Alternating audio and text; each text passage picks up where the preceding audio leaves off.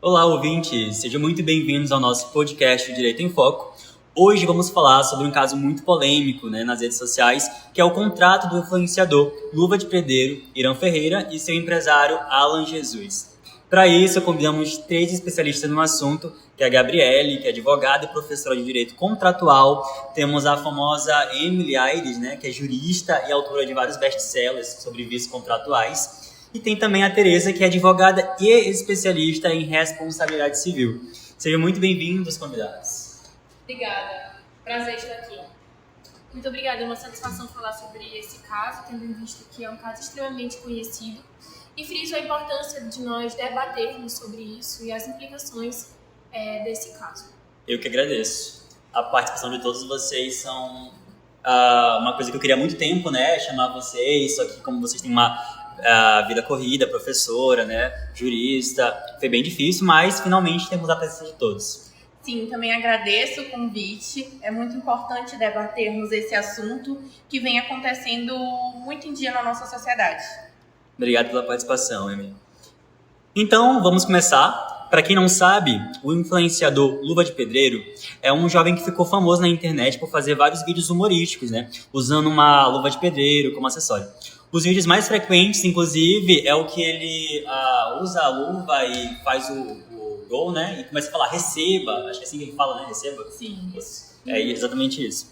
E a gente vai tratar o caso dele porque ele firmou um contrato, com esse empresário, que é o Alan Jesus, que prometia impulsionar sua carreira e gerenciar seus negócios. No entanto, o contrato continha algumas cláusulas bem polêmicas e abusivas, Eu acredito que eu posso falar abusivas, não sei se vocês me permitem.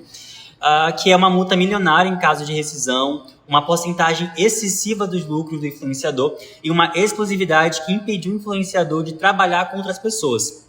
O influenciador ficou insatisfeito com o contrato, imagino eu, tentou romper, mas o empresário entrou na justiça para cobrar a multa e impedir que o Luva de Pedreiro continuasse sua atividade. Agora que a gente já falou um pouquinho, contou um pouquinho da história do Luva de Pedreiro, eu vou perguntar para a Gabi. Gabi, você, enquanto professora, que provavelmente está com a mente bem refrescada, em relação a esse tema, como tu analisarias esse contrato do ponto de vista jurídico? Quais são esses vícios? Quais são os vícios que estão presentes? Tu podes me conceituar para mim, e para os nossos ouvintes, que eu considero leigos, assim como eu, como é que funcionaria esses vícios? Certo. Novamente é um prazer estar aqui. Bom, eu acredito que esse seja um exemplo claro de um contrato viciado, ou seja, um contrato que apresenta algum defeito que compromete a sua validade ou a sua eficácia. Então, no caso, eu identifico 2 tipos de vício aqui, o dolo e a lesão. Então, aqui é importante que a gente tenha em mente, quando a gente fala de contratos, que essa questão de contratos que as pessoas podem falar, basicamente, são pessoas que entram no consenso. Só que é importante frisar que não existe apenas essa questão. O consenso é essencial, as pessoas assinarem, enfim, mas existem muitas circunstâncias em que só o assinar não presume de fato e apenas que houve ali essa concordância. Por quê? Porque existem 2 princípios muito importantes aqui, que é o da boa-fé objetiva e da função social. Basicamente, a função social é garantir que a coletividade não seja impactada negativamente por esses contratos.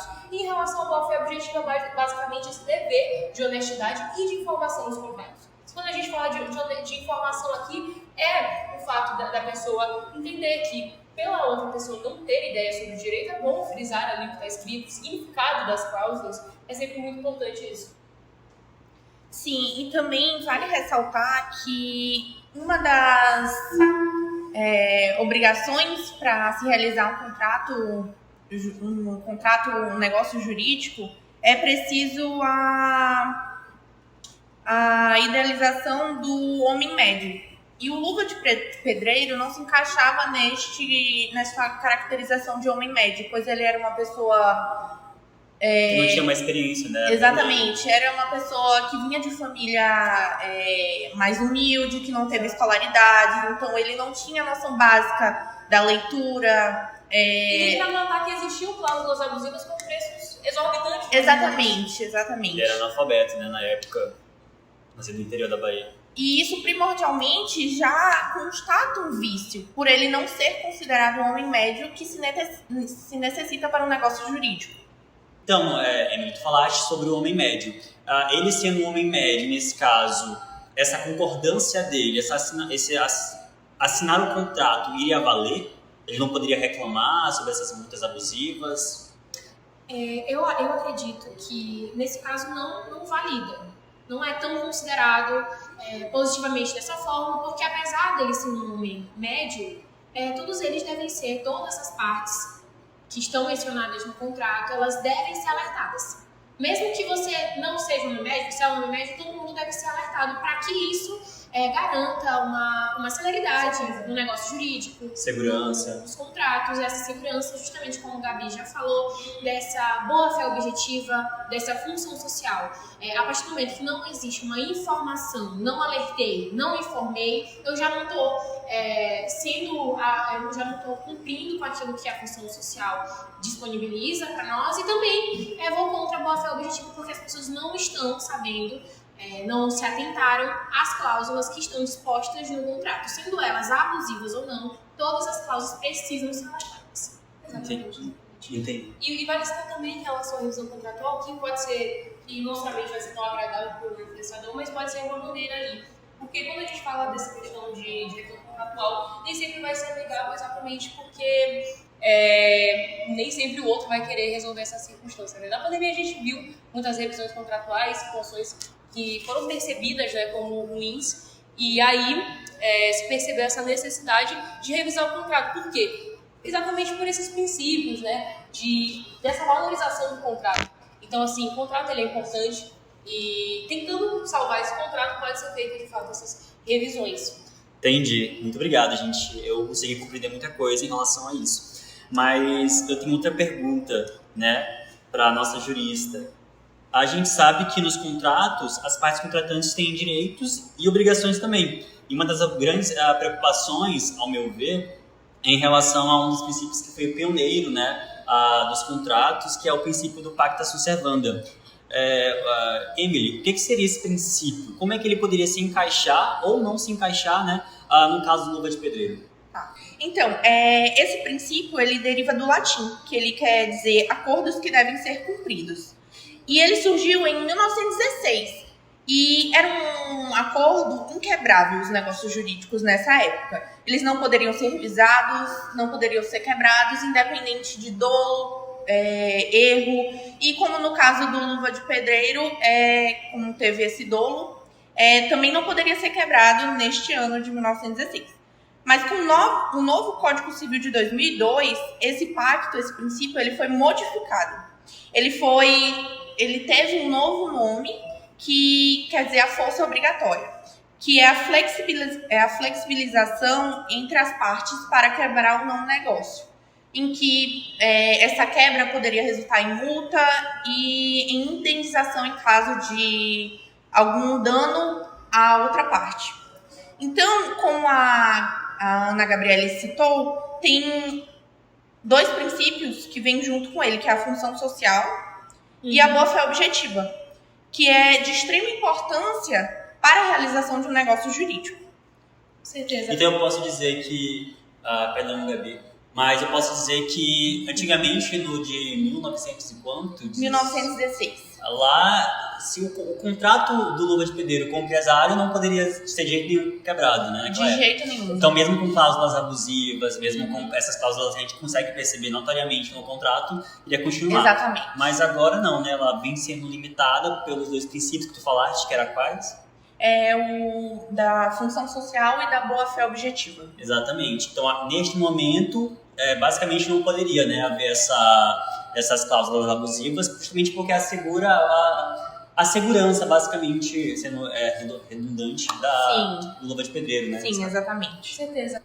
Agora, que já foi esclarecido sobre esse pacta sunt servanda, né, eu gostaria de saber, Tereza, né, eu não, mas os internautas também estão pedindo aqui o tempo todo, mandando mensagem, que é em relação às consequências desses vícios contratuais, né? O empresário pode, de alguma forma, ser responsabilizado civilmente, ou, sei lá, penalmente, não sei se pode, né? Por essas cláusulas abusivas ou não? Para continuar o contrato? Como é que Bom, assim, a gente precisa primeiro entender o que seria, né, e onde se aplicaria essa responsabilidade civil. De acordo com o artigo 389 do Código Civil, isso determina que o devedor ele deve responder por perdas e danos, né, ou seja, deve ocorrer essa questão da atualização monetária conforme os índices que são oficiais, que são dispostos, né, ou seja, os juros e os honorários advocatícios. Nesse caso do Luva de Pedreiro, a gente tem que comentar sobre essa possível anulação do processo, né, do contrato, dessa negociação jurídica, porque sofreram vícios, né, houve uma parte que foi prejudicada por não conhecer, como a gente tem falado aqui muito sobre essa questão da boa-fé objetiva, então a gente pode, nesse caso, pedir a anulabilidade desse negócio, desse contrato, porque houve um vício de consentimento. Ou seja, uma das partes em celebrar o negócio apresentou uma irregularidade. E nesse caso, o empresário deve ser penalizado justamente por causa dessas cláusulas abusivas, dessa exceção de juros. E a gente acaba também tendo que falar sobre essa nulidade, no que ela seria aplicada. Bom, notoriamente foi o Luva de Pedreiro, né, foi a vítima dessa situação, porque ele foi a parte mais favorável, ou seja, a parte mais fraca por não conhecer, por não ter um poder aquisitivo, por não conhecer, por não ter o que fazer diante de um empresário que já cometeu, que já fez contratos, já realizou contratos diversas vezes. Ele é uma parte mais fraca, então tem essa relação contratual de consumo, que a gente acaba, né, vendo essas cláusulas opressivas, onerosas, enfim. E acaba que esse empresário ele pode receber um processo, né, contra ele, justamente por essas violações, por essas condutas ilegais e pelas decisões que ele foi tomando à medida que esse contrato era celebrado. Mas assim, tu falaste muito em anular, né, o contrato, e eu acredito que tecnicamente é a maneira mais correta, né? Já que houve esse desentendimento entre ambos, então anular seria o principal. Mas e revisão contratual? Seria possível revisar os contratos? Boa pergunta, porque agora, Maite falando sobre esse assunto, eu pensei um pouco realmente sobre essa revisão contratual, lembrei da questão das revisões, elas serem nas circunstâncias de um contrato ele iniciar ok, certinho, e depois de um tempo existir ali algum problema que o desestabilize, né? E nessas circunstâncias essa revisão contratual pode existir. Então talvez caberia mais ali uma rescisão, porque houve essa lesão e foi descoberta depois. Então já houve de fato desde o início um desequilíbrio. Entendi. E danos morais e materiais seria também possível nesse caso? Seria sim. Poderia, na verdade, haver uma responsabilidade extracontratual, que é o caso em que a prática de um ato ilícito que causou prejuízo a outra parte do negócio. Então, como o Luva de Pedreiro sofreu esse dano por parte do seu, então, agente, cabe a ele solicitar danos morais e danos materiais pelas perdas sofridas. Entendi. Nossa, muito legal o podcast. Inclusive, estava esperando muito isso de vocês, né? Pessoas excelentes nesse ramo. E eu gostaria de agradecer a todos, né? Os convidados. E eu gostaria de frisar que foram excelentes as colocações. Estou muito feliz que conseguimos falar sobre um assunto tão complexo, né? De maneira tão facilitada, de forma que não só eu, mas também todos os ouvintes, de maneira geral, conseguiram participar dessa discussão do Luva de Pedreiro. E com isso, né, chegamos ao fim do nosso podcast de hoje. Agradeço imensamente a participação de Gabi, a participação de Emily, a participação de Tereza e também a participação dos ouvintes, né, por nos acompanharem. Não esqueçam de deixar seus comentários, sugestões para os próximos temas e até a próxima.